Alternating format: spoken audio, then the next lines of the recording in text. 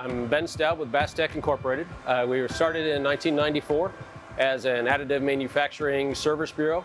We've grown quite a bit since then into having full additive capabilities in plastics and metals, as well as full CNC finishing and tooling work and such. Last year, as a result of the COVID crisis, we did win a grant from the state of Ohio for reshoring PPE work back to the U.S.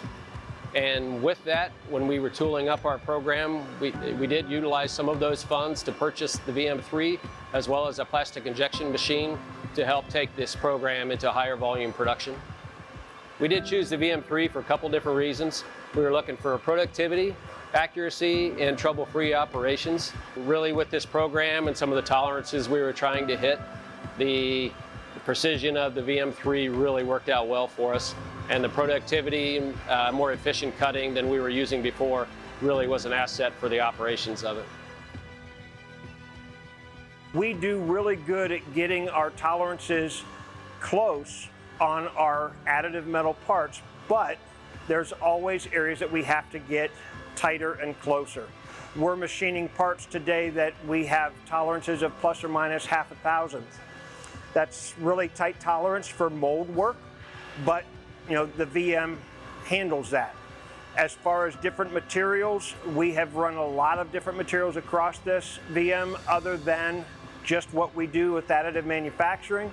But the Inconel, we send the Inconel after we print it, it goes out, it gets HIP treated, it gets heat treated, and when it comes back, it's hard and it's Inconel. It's a hard to machine material, but we will machine it on our VM with no problem. Well, we do a lot of laser scanning on contours to measure everything and make sure that everything is where we want it to be, and we find the contouring on the VM3 to be very good. So we found that one of the other ways to utilize our Haas machine, granted it's a VM, it's kind of designed for the mold industry, but it is designed with high speed, it's designed with high accuracy, and so it's allowing us to be versatile.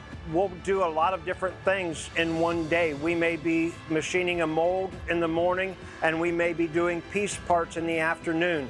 Depending on what we have that we need to get running, it is a very versatile machine.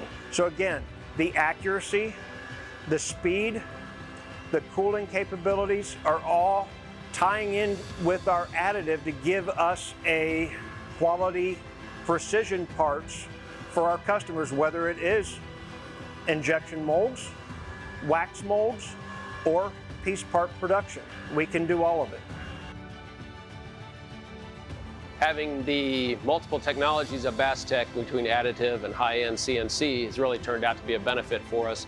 There are some programs that are really lean towards additive to take advantage of that. There's other programs we run, especially tooling type applications, that CNC technology, especially with the accuracy and the fine contouring we can do on a VM3, really work out well. So having both of those technologies together and kind of married together is just a great solution for a lot of our customer programs.